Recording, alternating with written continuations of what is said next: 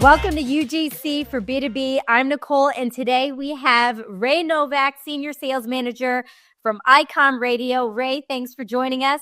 Today, we're diving into why user-generated content, or UGC, is a game changer for B2B marketing. Icom has been leveraging UGC for the past few years across its channels, driving incredible engagement. Ray, I know you've been a huge part of that strategy, and I'm excited to hear about your journey and success you've had with that. But before we get into that, I have to call this out. You were ahead of the curve before UGC and influencer marketing even became mainstream. You were a UGC OG. Oh, no. The first copyrighted material that we ever released was from 2001. And it was with the amateur radio division, where we go activate rare entities or countries. With amateur radio, we teach the locals about what amateur radio is about, show them how it can benefit them. And we went in 2001 to a country called Bhutan. And we have on our YouTube channel video from that.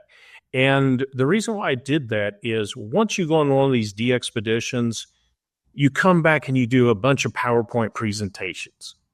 And I'm like, well, if you can create a video and share a video, no one wants to see that boring slideshow that has tons of text and bullet points and everything else. Let's do a cool voiceover. And ran into another hand that was working on building up his portfolio because he wanted to do a documentary on amateur radio for some of the big networks. So to do that, we worked together to create what then turned into Icom Radio News, where we did, I think, 5 episodes on it. They were 15 minutes long, and we hosted them on our own webpage. So those were around 2004 to 2006 that we did those. And what kind of engagement did you guys see with that? It was very interesting because what we did is we found young hosts to do it. So not only was it engaging for amateur radio operators, but it had 15 and 16-year-olds being the host of it. And they had a lot of fun. Now it's very interesting to look back and show their kids, hey, your dad was really a geek. He played radio. He was not always this cool airline pilot. And it just blew the kids' minds to see that eventually when YouTube came out and all the kids were watching YouTube, and I think they were called Vines at that time. So even before TikTok and Reels and everything else, it's interesting how the names change for these little snippets. But it's been fun watching it change into to its own industry and so many people having content out there. You guys were definitely ahead of the curve. And I knew, Ray, when I first started seeing your content come across MarketScale, that this was not new for you. You had been doing content creation for a long time. One of my favorite clips, and one of the earliest clips that probably came across MarketScale, was of you and George, I believe, in Dayton for Hamvention. Yeah. The audience has got to see this. Roll the clip. Yeah, where is the red light showing that we're recording? On his side. And where's the dude that goes, action? Said, I like how you've done this because now you've kind of tethered me so I can't roam around with it unless I'm dragging you around. Hey, but there again, George is small enough I can pick him up and move with him. He could, I wouldn't want to get in a wrestling match with him. I love this clip because it perfectly captures the Dayton Hamvention. It's authentic, it's unfiltered, and totally community-driven. When you posted it, your audience loved it. You guys also captured some great footage at Hamvention. You had a great sizzle reel. You interviewed all the different hams there. Talk a little bit about Dayton Hamvention. Well, Dayton Hamvention is just one of many weekend events about amateur radio. I mean, every hobby really has them. Aviation has Oshkosh and Sun and Fun, but this is the largest gathering of amateur radio operators probably in the world. There's a huge flea market area that's outside, and as far as the weather, it's hit or miss on what you'll get. We've had years where rain was blowing sideways and in the 60s, and other weekends where it was hot and humid after it rained and got in the 80s. So May in Dayton, Ohio is just really a wild time. And what really struck me the most when I was looking at the footage that you guys captured in Dayton was all the different personalities. I mean, the ham community, you can't get a more colorful group of people. And what about the 705 that you like about it?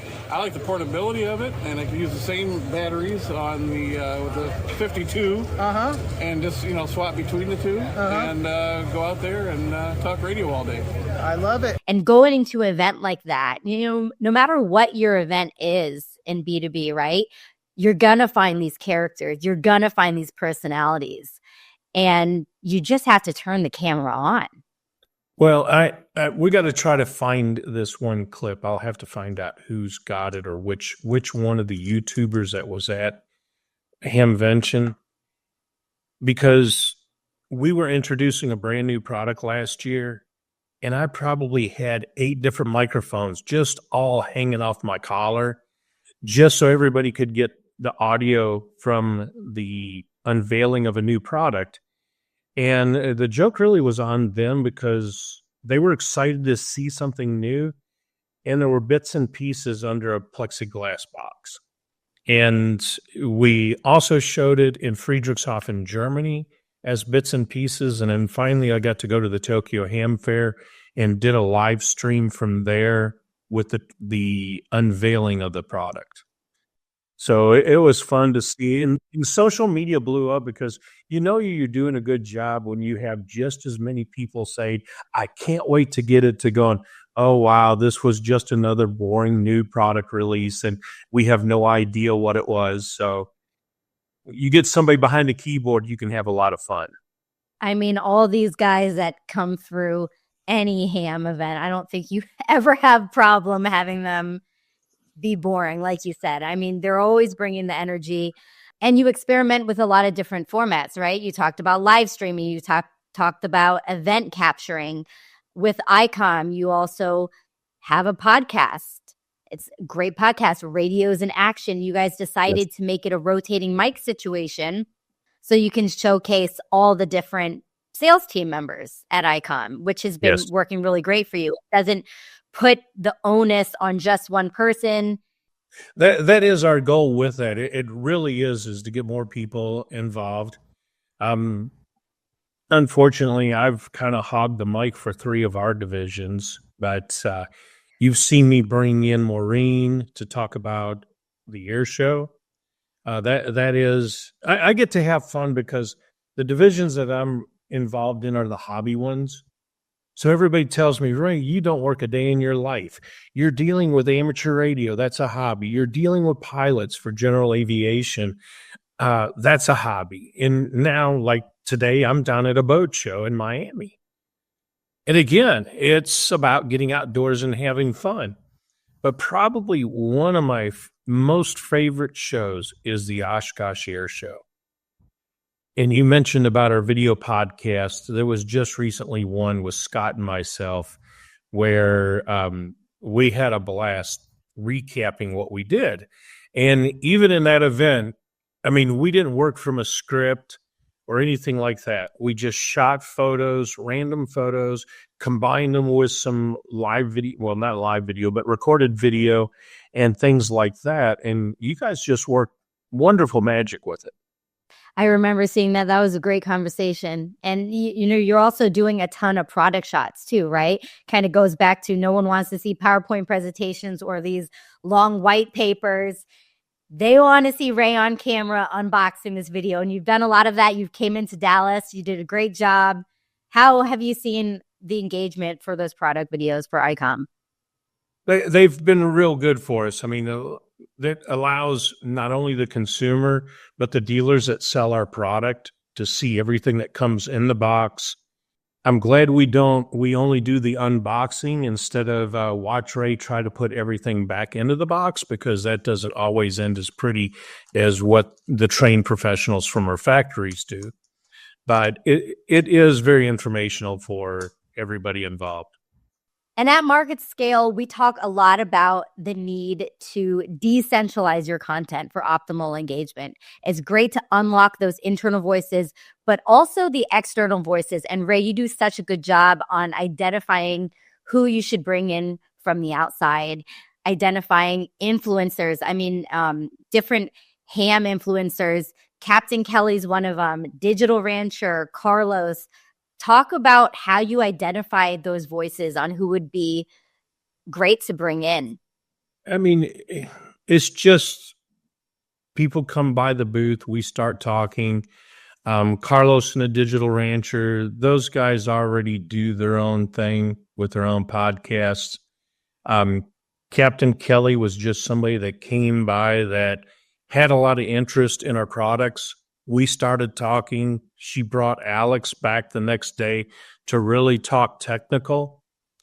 And at that point, I realized that she also had an entourage that was carrying a backpack of cameras and microphones. And we just started talking. And there's one rule that I've got with all of my friends that do things like this. My buddy Scott, Captain Kelly, I tell them, I'll abuse them as far as they'll let me abuse them, but we'll have fun with it. And the number one thing is a friendship. So I think if people go and look at our other videos, you'll see that with Brian Norris, who was Sean Tucker's crew chief. You'll see that with Julie Clark. Basically, all I'm doing is I'm bringing in friends, and we're talking about their passions that happen to coincide with the products that we sell. So when you look at that synergy that comes in and have a friendly discussion about things, it makes it very easy. It becomes very genuine. It's very difficult to do a forced interview if you don't have any type of camera chemistry with who you're working with. I love that. That's such a great point. It's supposed to be fun. Content creation is supposed to be fun. And if you're having fun while doing it, your audience is going to have fun when they're watching it. And you talked about all these influencers, Carlos, Captain Kelly, Digital Rancher, they're already creating on their own channels, right? So you guys get the benefit of tapping into their network and bringing on their audience. So that's why bringing in these external names is so important. And Captain Kelly has actually kicked off a series with Icom. She's continually creating series for you guys. She has what you guys are calling Factor Fiction, where she comes on monthly and does a little video for you guys. Can you talk a little bit about that? I don't know if it's courage or what, but some of the topics that she's chosen to do have been controversial. As an example, one of them was how far can you talk on a VHF radio? And rule of thumb in the marine industry is a handheld to handheld from boat deck to boat deck, about 6 to 6.5 miles because of the curvature of the earth. But after 35 years in the amateur radio industry, a lot of my ham friends decided they would challenge her and go, did you know you could do tropospheric ducting? You could talk from California to Hawaii. That's more than 6 miles. I just knew it was going to explode. And the way she handled it was fabulous. And it came down to, for boating safety, you're not going to talk about if you have the perfect conditions with this perfect thing. You are going to talk about when it hits the fan, what can you reliably, what can you trust that will reliably occur? And that is about 6.5 miles with handheld to handheld from boat deck to boat deck. So knowing those kind of things, and then she kept picking on other subjects that would have that kind of challenging, and it just exploded from there. I mean, that's brilliant. Identifying an expert, seeing the value that they have to give to your community, and then making a series on that. Series are so important.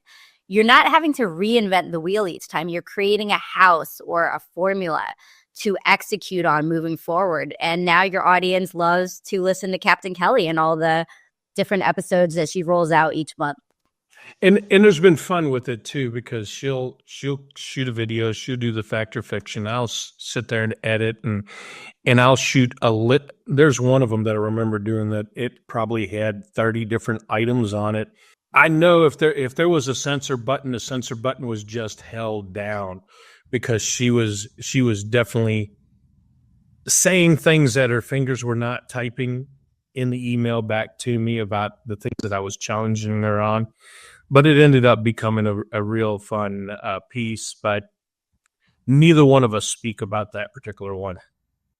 I've seen you guys create some awesome content at Miami Boat Show. There's some blooper reels. You guys are always having fun with one another. And again, the audience has fun because you guys are clearly having fun on camera.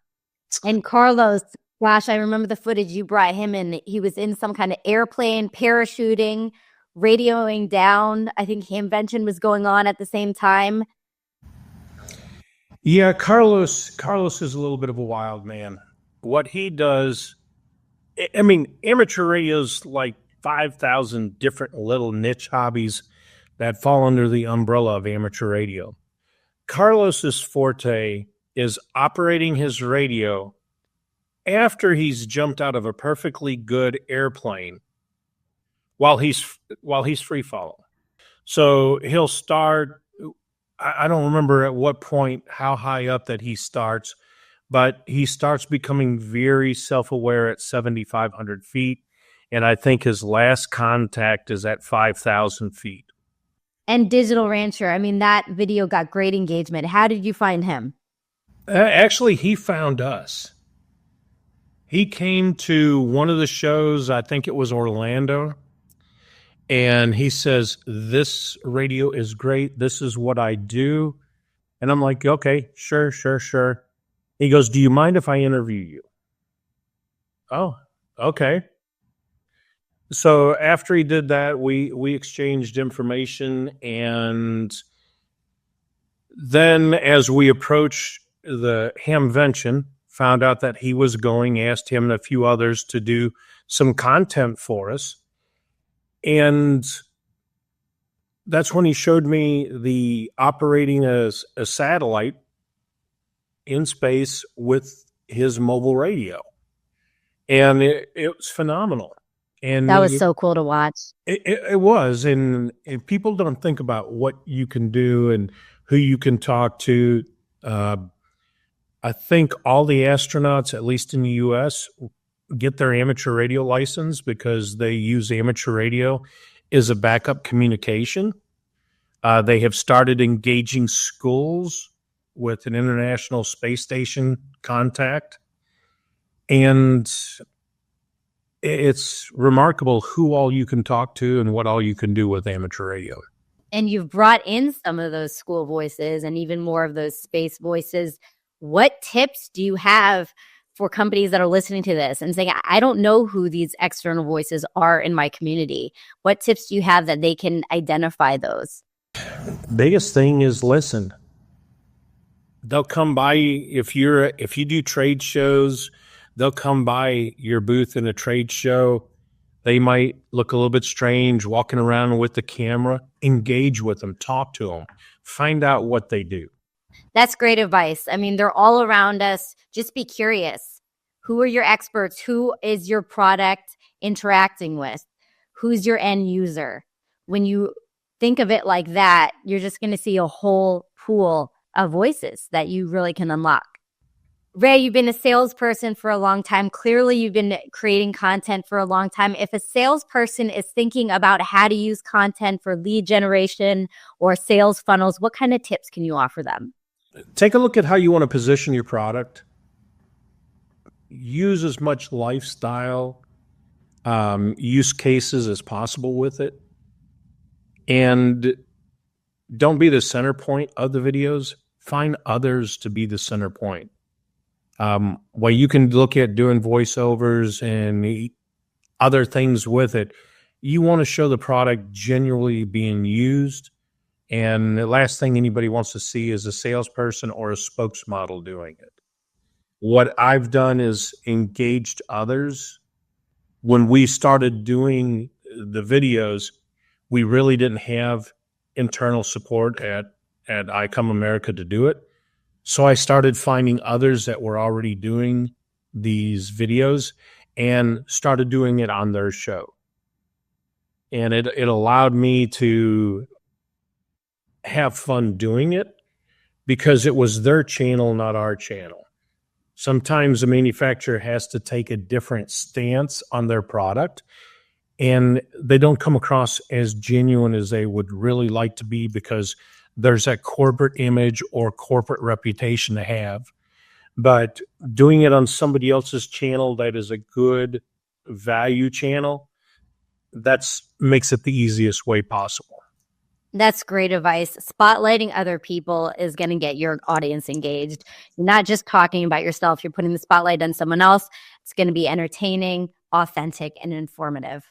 All right, Ray. Well, thank you so much for joining us. Where can people find you? Many different shows, but LinkedIn, social media. You can search either by my name or by my amateur radio call sign, N9JA, November 9, Juliet Alpha.